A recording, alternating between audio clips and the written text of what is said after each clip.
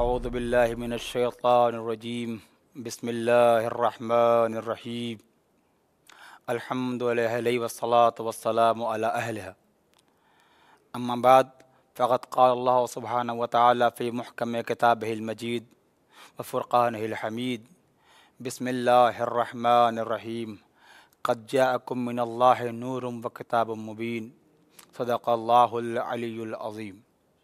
ناظرین محترم، السلام علیکم ورحمۃ اللہ وبرکاتہ۔ آج کا ہمارا موضوع ہے امام زمانہ اجر اللہ تعالیٰ فرجہ شریف اور نور یگانہ۔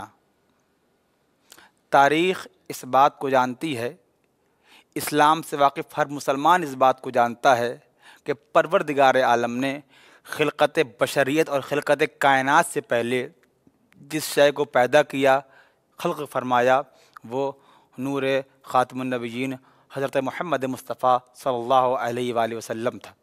جیسا کہ احادیث میں آیا ہے، اول ما خلق اللہ نوری، یعنی سب سے پہلے پروردگار عالم نے میرے نور کو پیدا کیا۔ پھر ایک اور حدیث ہے، پیغمبر اکرم فرماتے ہیں، انا وعلی من نور واحد، میں اور علی ایک ہی نور سے ہیں۔ گویا کہ سلسلہ ہدایت معصومین علیہ الصلاۃ والسلام نوری ہے۔ پروردگار عالم نے انسانوں کی ہدایت کے لیے جہاں کتاب کو بھیجا ہے، وہیں دوسرے پلڑے پر اس نے ایک نور کو بھیجا ہے۔ جب صادق آل محمد سے پوچھا کہ مولا یہ بتائیے کہ آخر اس آیت کریمہ میں نور سے مراد کیا ہے، تو امام نے فرمایا واللہ، یعنی صادق آل محمد قسم شریک کھا رہے ہیں، فرما رہے ہیں واللہ ہے، یہاں پہ نور سے مراد ہم اہل بیت کی ذات گرامی ہے، ہم یہاں پر نور ہیں۔ یعنی محترم، یہاں پر ایک بات اور واضح ہو گئی کہ نور کو دنیا میں کوئی بھی ایسا نہیں کہ جو نور کو روک سکے اور نور کو بند کر سکے۔ نور جہاں پر بھی ہوگا وہ اپنے وجود کی خود اعلان کرتا رہے گا اور اپنے وجود کے لیے دنیا کے سامنے بتاتا رہے گا کہ دیکھو میں موجود ہوں، میرا وجود یہاں پر مستقل موجود ہے۔ اب جب یہ نور آیا اس کائنات میں کتاب کے ساتھ ساتھ، تو جب تک کتاب باقی ہے تب تک نور کو باقی رہنا ہوگا۔ لہٰذا ہمارا عقیدہ یہ ہے الحمدللہ کہ پروردگار عالم نے جس طرح قرآن مجید کو باقی رکھا ہے، ویسے ہی سلسلہ ہدایت کے لیے نور مبین، یعنی اہل بیت کی ایک کڑی کہ جو امام حسین عسکری علیہ الصلوۃ والسلام کے فرزند انجمن ہیں، یعنی امام زمانہ اجر اللہ تعالیٰ فرجہ شریف آج بھی موجود ہیں اور وہ ہماری ہدایت فرما رہے ہیں۔ ناظرین محترم، یہ نور ایسا نور ہے کہ اس کے بارے میں روایتوں ملتا ہے کہ جب یہ نور آسمان پر تھا، عرش الہی پر یہ نور موجود تھا، تو اس وقت ملائکہ اس نور کا طواف کیا کرتے تھے، اور وہاں بھی یہ نور حلقہ ملائکہ میں رہا کرتا تھا، اور تمام ملائکہ کے لیے ممکن نہ تھا کہ اس نور کا دیدار کر سکیں۔ یہ ہے اس نور کی افضلیت اور یہ ہے اس نور کی فضیلت۔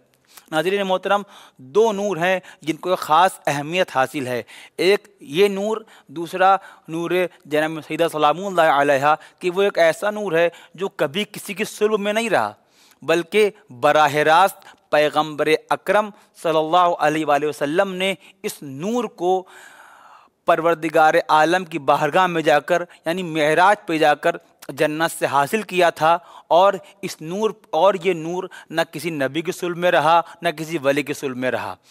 اسی طریقے سے جناب آخری امام کے نور کی کچھ خصوصیات ہیں، ان میں ایک خصوصیت یہ ہے کہ یہ نور جب بطن مادر میں آیا ہے تو یہ نور ظاہر نہ ہوا۔ وقت کے بادشاہ چاہتے تھے اور انہوں نے کافی جاسوس لگا رکھے تھے کہ جاؤ اور 11 امام کے گھر کی چکر لگاتی رہنا کہ اگر ان کے کوئی آثار ہم نمودار ہو تو ہمیں خبر کرنا، تاکہ اگر جب ان کے ولادت ہوگی تو اس بچے کو قتل کر دیں گے، معاذ اللہ شہید کر دیں گے۔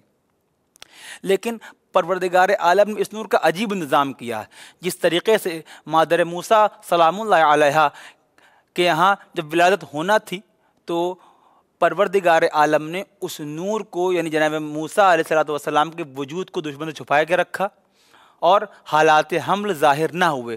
بے عین ہی آخری امام کے ساتھ بھی یہ قضیہ ہوا کہ جب وقت ولادت قریب آتا ہے تو امام حسین عسکری علیہ السلام کہتے ہیں اپنی پھوپھی سے، اے پھوپھی آپ گھر نہ جائیے، آج اب ہمارے یہاں رہیے۔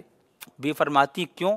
کہا اس لیے کہ آج ہمارے یہاں ولادت ہونے والی۔ بی بی نے کہا میرے والی و وارث میں جانتی ہوں آپ حق و جانب ہوتے ہیں لیکن کوئی ایسے آثار نہیں ہیں۔ کہا انشاءاللہ جو میں کہہ رہا ہوں ویسا ہی ہوگا۔ گھر کی مین خاتون نے ان آثار کو نہیں دیکھا اور ان آثار سے آشنا نہ ہو پائیں۔ یہ ہے اس نور کی طاقت۔ پروردگار عالم جس طرح چاہے اس نور کو محفوظ رکھ سکتا ہے، اور جب یہ نور اس کائنات میں آیا ہے تو راوی اول جناب حکیمہ فرماتی ہیں کہ جب اس نور نے اس دنیا میں قدم رکھے تو سب سے پہلے سجدہ الہی کو انجام دیا، اور جب یہ نور اپنے والد سے ملا ہے، یعنی محمد حسن عسکری علیہ السلام کی آغوش میں گیا ہے، تو اس نے وہاں پر جا کر تمام ائمہ کے بارے میں سب پر درود پہلے کلمہ پڑھا اور تمام ائمہ کے نام پر درود و سلام بھیجا۔ لیکن جب والد کا نام آیا تو آپ نے ایک مرتبہ اپنے سر کو جھکا لیا، یا یوں کہا جائے کہ ہیبت پدری کے آگے آپ نے اپنی آنکھوں کو بند کر لیا۔ ناظرین محترم، اس نور کی بڑی عظمتیں ہیں۔ یہ نور ہی وہ نور ہے کہ جس کی بنا پر، جس کی سبب سے یہ کائنات ٹھیکی ہوئی ہے۔ یہ زمین کا فرش، یہ آسمان کا شامیانہ، یہ کہکشاں، یہ درخت، یہ ستارے، یہ پانی، یہ تمام چیزیں اسی نور کے وجود سے ہیں۔ اگر وہ نور ختم ہو جائے تو کائنات کی ہر شے ختم ہو جائے گی۔ جب تک وہ نور باقی رہے گا انشاءاللہ تب تک یہ کائنات بھی باقی رہے گی۔ ہمیں چاہیے کہ ہم اپنے آپ کو اس طریقے سے بنائیں کہ پروردگار عالم کے سامنے کہہ سکیں کہ اے میرے پروردگار، میں نے اپنے آپ کو گناہوں سے پاک رکھا ہے، تاکہ اس نور حقیقی کہ جو تیرا والی، جو تیرا خلیفہ بن کر اس کائنات میں آیا ہے، ہم اس نور کے سامنے حاضر ہو سکیں اور اس کے سامنے کہہ سکیں کہ مولا ہم آپ کے چاہنے والے ہیں، ہم آپ کی اتباع کرنے والے ہیں۔ والسلام علیکم ورحمۃ اللہ وبرکاتہ۔